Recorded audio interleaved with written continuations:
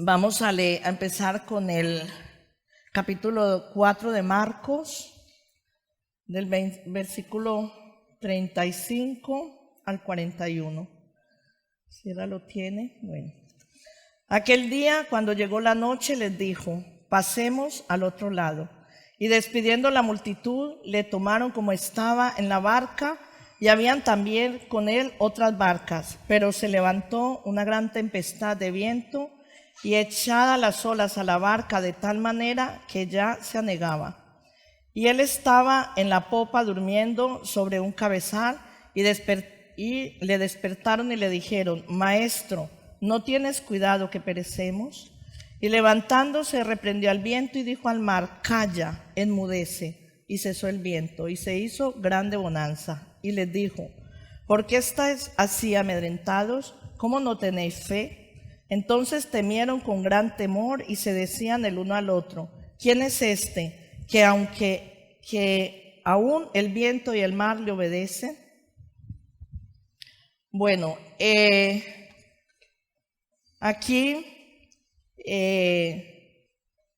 los discípulos que andaban con Jesús en esta tarde habían tenido un día de mucho trajín, un día donde Dios les estaba enseñando sin descanso y un día de discipulado, de enseñanza tremendo, y además rodeados de una gran multitud. Entonces ya a esa hora, cuando Jesús le dice: pasemos al otro lado, a lo mejor ellos pensaron, pienso yo, que me meto ahí y me imagino, ellos dirían: bueno, vamos a descansar un poco por fin de este día tan ajetreado, es hora de reposar un poco. Jesús seguramente no iba a descansar, como algunos han escuchado este pasaje que dicen que Jesús ya iba a descansar, apartarse un tiempo para descansar. Porque Jesús no hacía nada por su propia cuenta, ni hacía nada por casualidad. Él estaba conectado siempre al Padre y solo hacía lo que el Padre le dijera. Vemos en Juan 5:30, dice, no lo tiene Israel, no lo pone ahí, sino que lo voy a leer yo aquí. No puedo yo hacer nada por mí mismo, según oigo, así juzgo, y mi juicio es justo, porque no busco mi voluntad, sino la voluntad del que me envió, la del Padre. Entonces yo me supongo que Jesús estaba ahí en tanto ajetreo, ¿no? Entre toda la multitud, y pensando seguramente en lo que estaba hablando, pero escucharía en ese momento la voz del Padre que le dijo: pasa al otro lado, que allá hay alguien que te espera, hay alguien que necesita ayuda. Me lo imagino yo, ¿no? Que sería así. Y Jesús inmediatamente le dio la orden a los discípulos: pasemos al otro lado. Bueno, la iglesia vivimos en dos situaciones, en medio de dos situaciones, que es un inicio y un destino. El inicio es la orden del Señor, el destino, llegar a la necesidad del mundo. Entonces, es la situación que ellos estaban viviendo en este momento.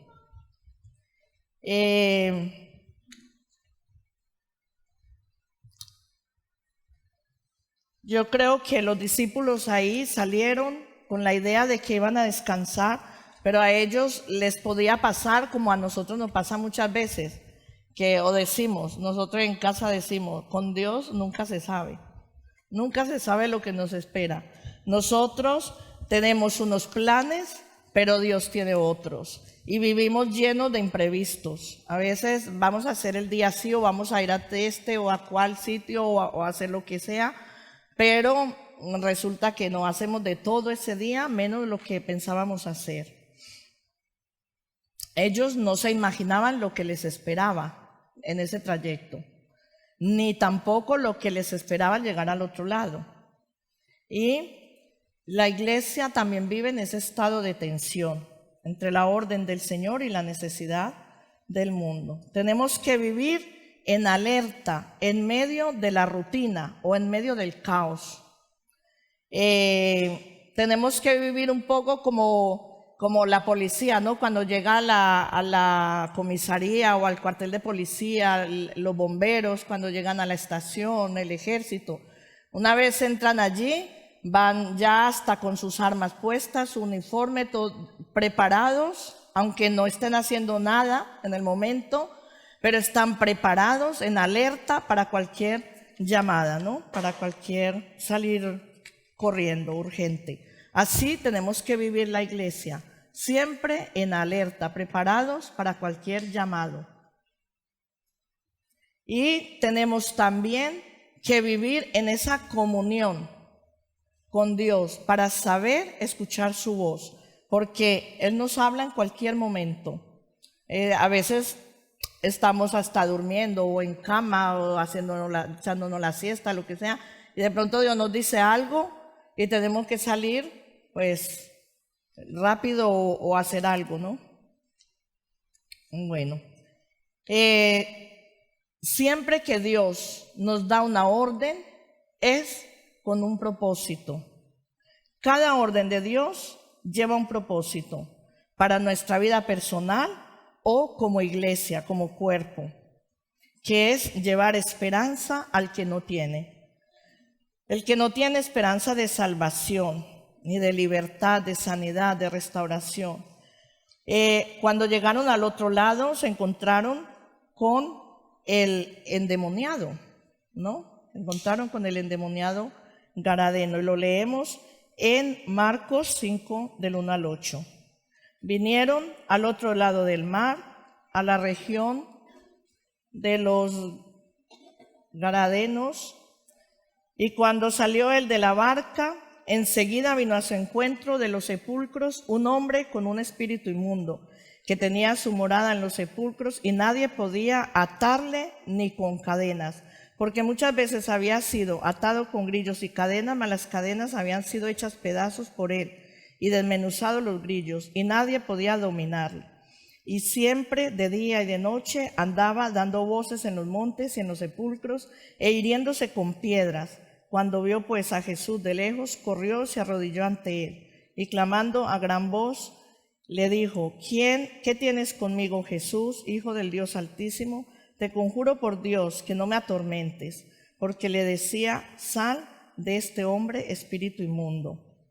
Ellos no sabían lo que les estaba esperando allí, pero Jesús sí, sabía que había una necesidad allí que debía acudir, o que quiso acudir. Jesús le llevó a este hombre la esperanza de salvación, de libertad, de sanidad, de restauración. Jesús le dio la solución a un problema que ya no tenía solución. Vemos en el versículo 15 que dice: vienen a Jesús y ven al que había sido atormentado del demonio y que había tenido la legión, sentado, vestido y en su juicio cabal, y tuvieron miedo. Jesús les llevó la solución a este hombre. Este hombre le cambió su vida, le cambió su situación. Y este es el llamado para la iglesia. Esta es una gran enseñanza para nosotros hoy. Fue una gran enseñanza para los discípulos en ese momento, pero la misma enseñanza es para nosotros hoy. Si en verdad queremos ser parte de la iglesia de Jesucristo, Jesús escogió a los apóstoles, los discipuló, los entrenó y les dio el poder para cumplir esa gran comisión. Ese fue el inicio de la iglesia. Con nosotros hace lo mismo. Y el llamado es el mismo, el poder es el mismo. Tenemos que ser esa iglesia en este tiempo. Los apóstoles pasaron un proceso con Jesús, procesos donde pasaron miedos, falta de fe, no conocían bien a Jesús, como lo vemos en la barca, no le conocían bien.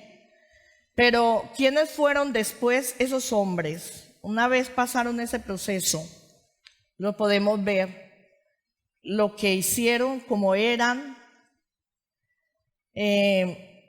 ¿Cuánto tiempo necesitamos nosotros para ser esos discípulos que Jesús quiere que seamos?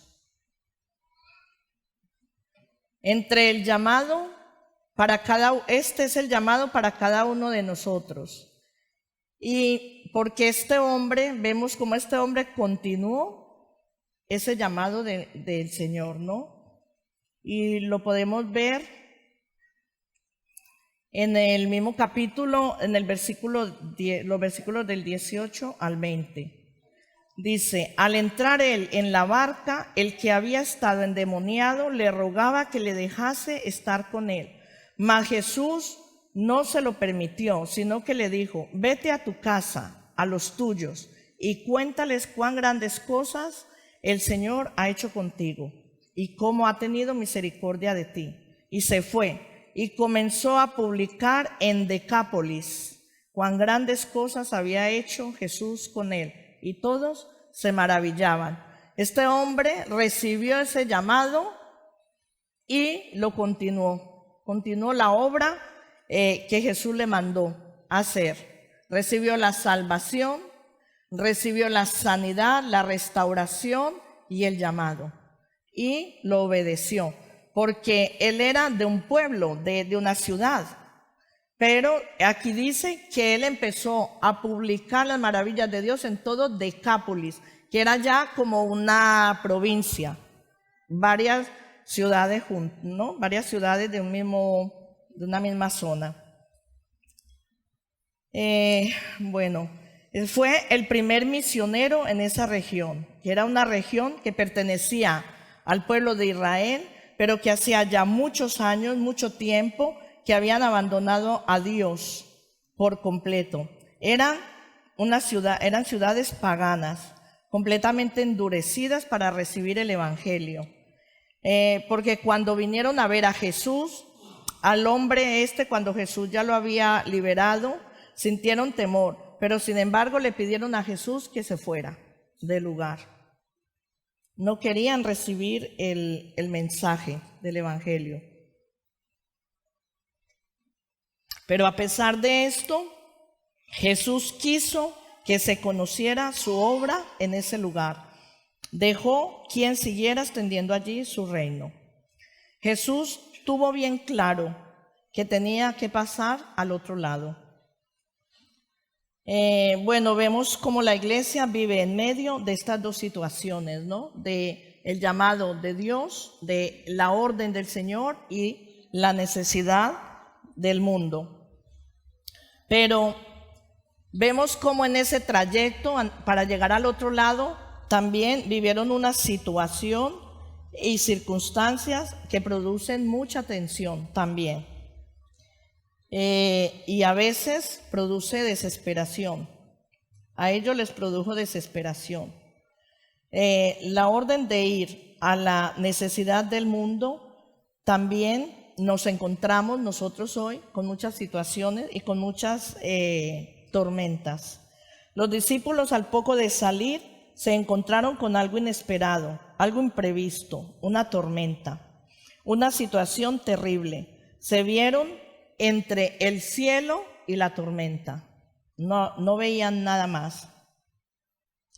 Una situación que también tenemos que vivir nosotros hoy para cumplir ese mandato. No es fácil obedecer en medio de tanta adversidad, hasta que se acordaron que tal vez tenían solución. Se acordaron que Jesús estaba en la barca. Es necesario saber que Jesús está en nuestra barca y sentir la seguridad de que con Él no vamos a naufragar. Si sabemos que Jesús va en nuestra barca, Tenemos que estar seguros que no vamos a naufragar, que se trata de tomar una determinación para obedecer, llegar a donde Él nos ha mandado, hacer lo que Él nos dice. Pero para tener esa seguridad tenemos que conocerle, tenemos que escuchar su voz. Cuando escuchamos su voz, eso es lo que nos da la seguridad, lo que nos mantiene firmes aún en medio de las tormentas. Cuando se puede mirar al cielo, ya no importan las olas ni la tempestad. Llegaremos al otro lado, donde Él nos ha enviado. La iglesia tiene que pasar muchas tormentas en la determinación de obedecer. Pasamos tormentas naturales. Tormentas naturales es todo lo que nos sucede a causa de vivir en un mundo caído. Enfermedades, desgracias, tristezas, una falta, pérdidas, en fin, 1000 cosas. Esos son tempestades naturales. También tenemos que pasar tormentas espirituales, ataques espirituales hacia nuestras vidas o a nuestras familias, a la iglesia, todo lo que se levanta en contra de las leyes y de los principios de Dios, todas estas corrientes que vemos ahora, persecución, en fin, todo eso. Pero las peores tormentas son las que se levantan en nosotros mismos, las tormentas internas. ¿Por qué son las peores? Porque limitamos a Dios a calmarlas, por una parte. Y por otra, porque estas tormentas son las que afectan directamente a la iglesia.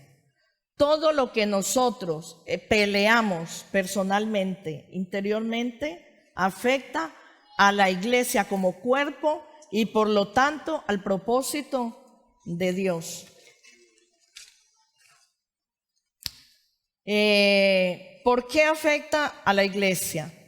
Porque afecta nuestro testimonio. Tenemos que cuidar nuestro testimonio como un tesoro. Tenemos que buscar la santidad con todo el anhelo, no solamente para agradar a Dios, sino como un mensaje vivo de la obra que Dios está haciendo hacia el mundo que necesita una esperanza. Quien ve un testimonio, un buen testimonio de que Dios cambia, transforma, es una esperanza para la gente que nos rodea. En la escuela de misiones nos contaron algo que es realmente impresionante. Un misionero llegó a una aldea, se metió ahí a vivir con ellos, nunca les habló del evangelio, pero les enseñaba valores, él vivía un evangelio puro, todos acudían a él, todos les gustaba su forma de ser, su forma de vivir, lo aprendieron. Este hombre estuvo 2 años viviendo ahí en esa aldea y a los 2 años le entró una enfermedad de esas que dan por ahí en esas tierras lejanas y bueno, no recuerdo muy bien si se tuvo que ir de allí, de ese lugar, pero no recuerdo si murió. Total, se fue de ahí. Luego unos misioneros norteamericanos llegaron ahí a predicar el evangelio y contaban de Jesús, hablaban de Jesús. Y los aldeanos les decían, él estuvo aquí.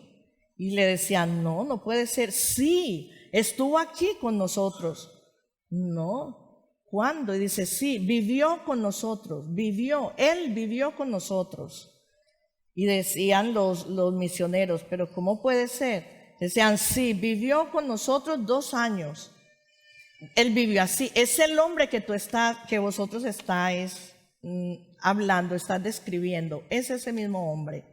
O sea, los misioneros hablaban de Jesús y ellos hablaban del hombre que vivió con ellos, que nunca les predicó el evangelio, pero les enseñó a vivir el evangelio.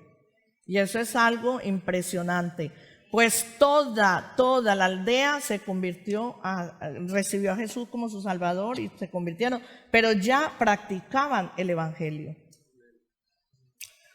Bueno, otra de las tormentas que vivimos y que afectan es practicar el amor por los hermanos, sea como sean, cada uno.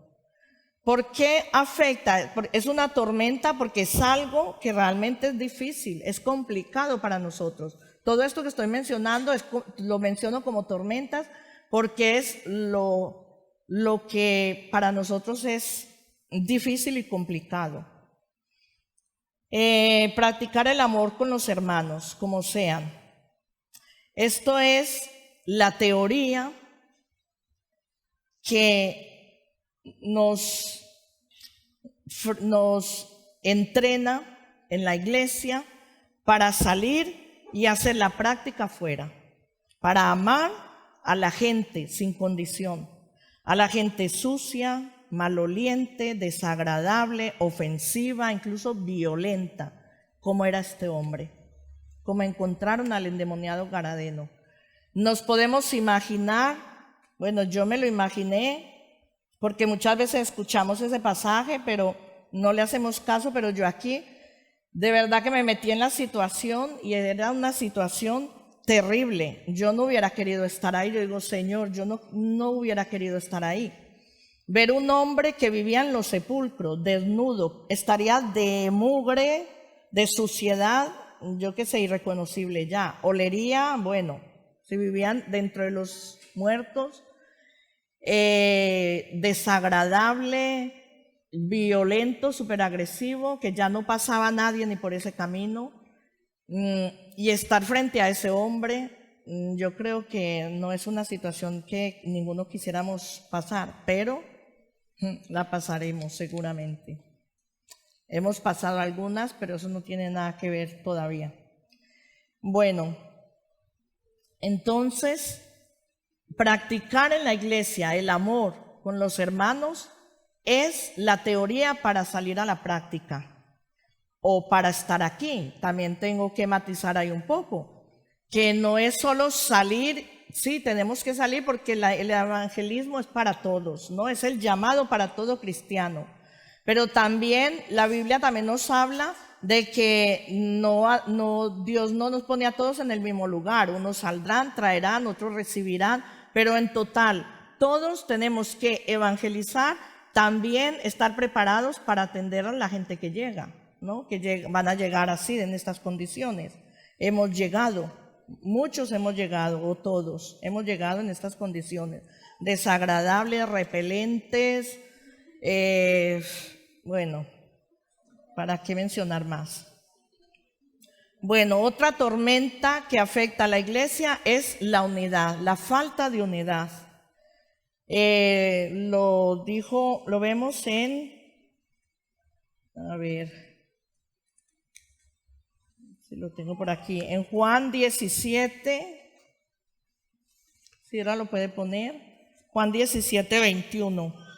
La unidad, si falta unidad en la iglesia, es como dejar espacios libres dentro del ejército de Dios, dejar espacios libres donde se infiltran los enemigos y se meten y se infiltran en nuestro ejército. Entonces, si un ejército que está peleando contra otro, pero muchos de los otros están infiltrados ahí, al final pues resultan peleándose y matándose, es entre el mismo ejército, ¿no? Entre nosotros mismos nos herimos y nos hacemos daño. Entonces, nunca así un ejército puede vencer la batalla. Bueno, dice, para que todos sean uno como tú, oh Padre, en mí y yo en ti, que también ellos sean uno en nosotros, para que el mundo crea que tú me enviaste. Si no hay unidad, el evangelismo sin unidad no sirve para nada.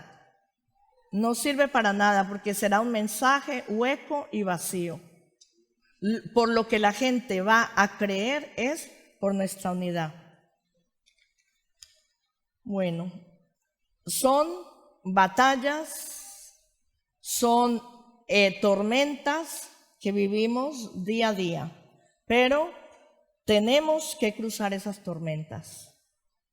Todas estas tormentas, cruzarlas con la seguridad, sí, con la seguridad de que Jesús está en nuestra barca. Y con la determinación de llegar a la necesidad, a los desesperados, para que ellos conozcan el amor de Dios. No podemos permanecer en la tormenta. Tenemos que tomar decisiones, porque si no cruzamos, no solo no podemos llevar el mensaje, sino que lo perdemos nosotros mismos y perecemos. La iglesia primitiva lo daba todo, lo entregaba todo, sin importar nada más que todo el mundo conociera el amor de Dios. Y como esa iglesia tenemos que saber, tenemos que ser conscientes que tenemos un enemigo fuerte y poderoso, no más poderoso que Dios, pero sí más poderoso que nosotros. Y si vamos en la barca sin Jesús, Él no descansa, Él no da tregua, Él nos quiere destruir. Tenemos que tener eso siempre presente, más que nada para asegurarnos que Jesús esté en nuestra barca. Nuestra única salida es vivir una constante comunión con Dios, mirar al cielo en lugar de las olas. Si nos encontramos con una tempestad yendo por un camino equivocado o que Jesús no esté en la barca, estamos perdidos. Estamos perdidos. Esto es lo que marca la diferencia, que escuchemos la voz de Dios y que Jesús esté en la barca para saber lo que hacer y para que sea Él el que frene los vientos y las olas. ¿Por qué? Porque la iglesia vive en esta constante tensión. No podemos esperar que vamos a estar sin problemas. Eso es una mentira. Sin adversidades. La iglesia dice, como dice Benja muchas veces, la iglesia vive como el salmón, nadando en contra de la corriente. Nosotros somos llamados a vivir, nosotros no somos llamados a vivir en la comodidad, ni a hacer lo que queremos, ni a hacer lo que nos gusta, ni lo que no nos gusta. Nosotros somos llamados a ir a donde Él nos envía, pase lo que pase. La situación para la iglesia no va a cambiar a mejor, no. El camino para la iglesia se está estrechando cada día más.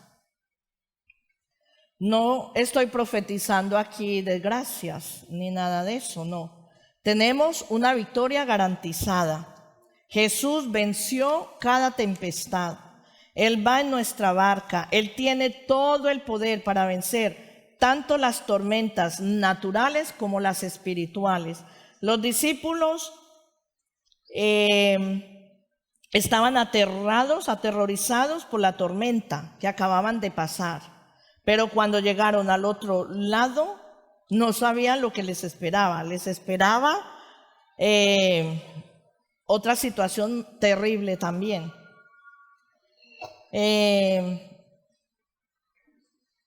Jesús tiene el poder para calmar la tempestad natural y también tiene el poder para calmar la tempestad espiritual. Jesús fue el que fue a calmar la tempestad de ese hombre que estaba endemoniado.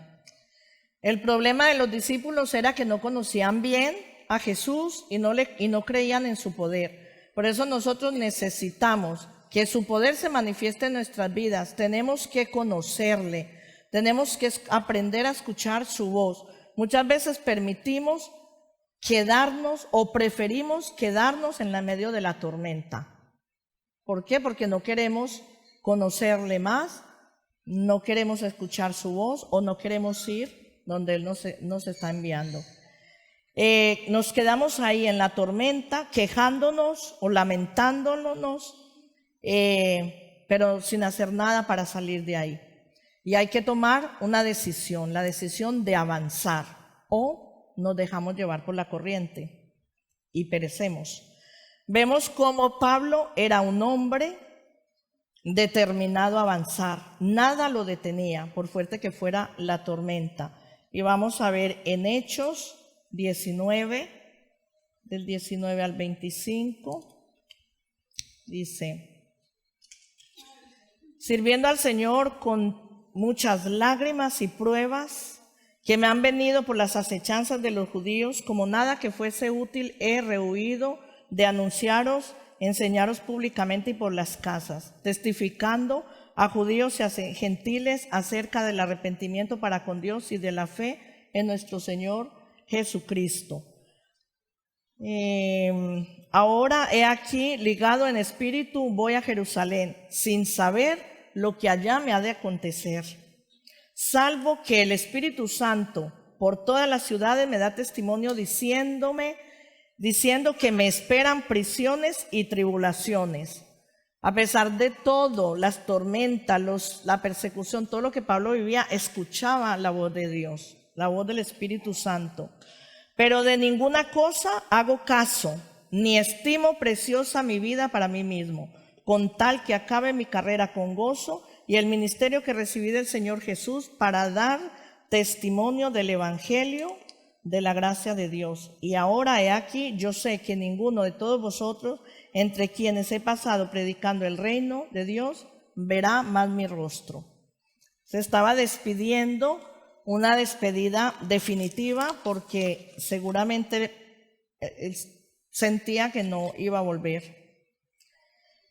Es la determinación que tiene que tomar la iglesia.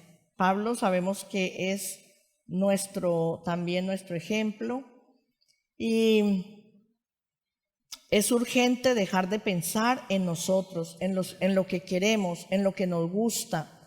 Hemos sido llamados a salir a dar el mensaje del Evangelio. Vamos a pasar situaciones terribles, pero no nos tiene que importar. Tenemos que vivir conectados a Dios para escuchar su voz día a día, momento a momento, en medio de cada tempestad.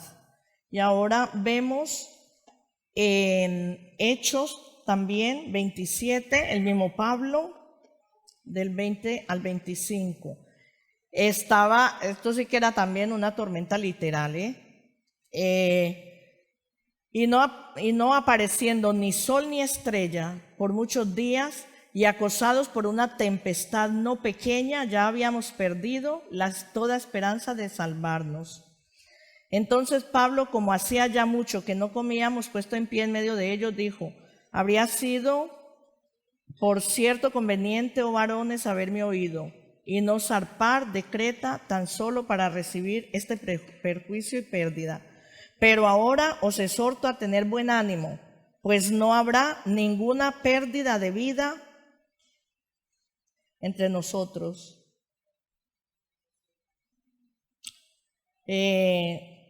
Ninguna pérdida entre vosotros, sino solamente de la nave. A ver, pues sigo leyendo aquí. Hasta el 25. El 23, versículo 23. Porque esta noche ha estado conmigo el ángel de Dios, de quien soy y a quien sirvo, diciendo: Pablo, no temas, es necesario que comparezcas ante el César, y aquí Dios te ha concedido todos los que navegan contigo. Por tanto, oh varones, tened buen ánimo, porque yo confío en Dios, que será así como se me ha dicho. Estaba en una tormenta tremenda, pero a pesar de la tormenta, de todo lo que estaban pasando, que es tremendo si se lee todo el capítulo, pero escuchaba la voz de Dios, confiaba y creía. La voz de Dios es lo único que nos da la seguridad, la certeza de llegar a donde Él nos ha enviado. Es lo único que nos sostiene. tener la seguridad de que fue Él el que nos habló, nos dijo, nos envió, o lo que tenemos que hacer, pase lo que pase, sabemos que fue Él. Y lo sabemos en el corazón, Yo muchas veces en la casa, se viven muchas cosas, sobre todo en un principio, pero nunca, y lo puedo decir porque así es, jamás se me ha cruzado a mí por la mente decir me voy, por difícil que sea lo que estemos pasando, lo que sea, en contra de lo que uno quisiera vivir, ¿no? ¿Por qué? Porque siempre en cualquier situación yo recuerdo cuando Dios me habló. Entonces, cuando yo llegué a la casa, llegué con la seguridad de que Dios me había puesto ahí. Yo había renunciado ya a todo. Cuando yo llegué a casa, ya había renunciado a todo. ¿Por qué? Porque tenía la seguridad que ahí era donde Dios me había puesto. Así que lo único que nos sostiene en medio de las desesperaciones, de lo que sea que pasemos, es lo único que nos va a sostener cuando tenemos esa seguridad de que Dios nos ha hablado, nos ha dicho, haz esto o ve allí. Así que bueno, la peor tormenta que no nos deja avanzar es nuestro pecado. Eso es lo que no nos deja escuchar su voz, ni nos deja sentir que Él está cerca, ¿no? ¿Cuántas veces no sentimos a Dios? Sentimos que no está, nos sentimos hasta abandonados. Hay un llamado de arrepentimiento. Hay un llamado de arrepentimiento. No para los ladrones, no para las prostitutas, en este caso, ni para los borrachos ni los drogaditos. En este caso, el llamado es para la iglesia. El llamado de arrepentimiento es para la iglesia. Jonás perecía en la tormenta, quiso perecer en la tormenta porque no quería obedecer la orden que Dios le dio. Pero en la profundidad de las aguas revueltas clamó a Dios. En el vientre del pez clamó a Dios. Dios tuvo misericordia y lo sacó de allí. Al final tuvo que ir a regañadientes a donde Dios lo había enviado. No hagamos como Jonás. Nos tenemos que arrepentir y pedir a Dios un avivamiento, cada uno en nuestro corazón, cada uno, para que se encienda el fuego en la iglesia. Si hay avivamiento en la iglesia, lo habrá fuera, en este pueblo, a los pueblos donde Dios nos envía todo este alrededor. Pero si no hay arrepentimiento, no habrá avivamiento. Hagamos lo que hagamos, no lo habrá. Podemos hacer muchas cosas. El llamado al arrepentimiento lo vemos en 2 de Crónicas 7:14, que lo leemos muchas veces, también lo vemos, lo escuchamos. Pero hoy quiero pedirle al Espíritu Santo que hoy se haga real este llamado en nuestras vidas, a nuestros corazones. Y les digo, confieso, que esto primero me lo habló Dios a mí. Fue tremendo y lo he leído muchas veces aquí, pero fue cuando Dios me lo habló a mí personalmente, cuando de verdad lo sentí y quisiera que nos lo tomáramos en serio. Es para la iglesia, no es para los de fuera. Dice, si se humillare mi pueblo, sobre el cual mi nombre es invocado, no es para los incrédulos, y oraren y buscaren mi rostro y se convirtieren de sus malos caminos, entonces yo iré desde los cielos y perdonaré sus pecados y sanaré su tierra. Puede ser la tierra, nuestra vida, nuestro corazón, como también lo podemos aplicar a la tierra que Dios nos ha mandado, que es esta. Si hay ese arrepentimiento, tenemos una gran promesa. Y sigue diciendo en el versículo 15, ahora estarán abiertos mis ojos, atentos mis oídos a la oración de este lugar, porque ahora he elegido y santificado esta casa, no esta nave, sino nosotros, nuestro corazón, para que esté en ella mi nombre para siempre, y mis ojos y mi corazón estarán ahí para siempre. No lo hagamos esto en vano. Hay muchas cosas que están en nuestra vida que nos impiden y nos causan esas tormentas que no somos conscientes, que no sabemos lo que es. Hay pecados que todavía no sabemos lo que es, pero pidámosle a Dios que nos muestre qué hay en nuestro corazón, qué es lo que nos está impidiendo avanzar y cruzar al otro lado. Y Él nos lo dirá. Él nos lo dirá. Si se lo pedimos, Él nos lo dice. Bueno, como conclusión, vemos que la posición de la iglesia es en medio de la orden de Dios ir, la orden de ir y la necesidad del mundo. Estamos también en medio de esas dos situaciones, pero entre el cielo y la tormenta. Si nuestros ojos se levantan y están puestos al cielo, la tormenta se mengua, ya no es tan importante para nosotros. Segundo, mientras estemos conectados con Dios, cruzamos al otro lado. Si no hay arrepentimiento, tercero, no hay avivamiento. Sin arrepentimiento no podemos ver la manifestación de su poder, ni en nuestras vidas ni en los demás. El mayor impedimento somos nosotros mismos para salir de la tormenta. Amén. Esto era lo que tenía para compartir. Dios les bendiga.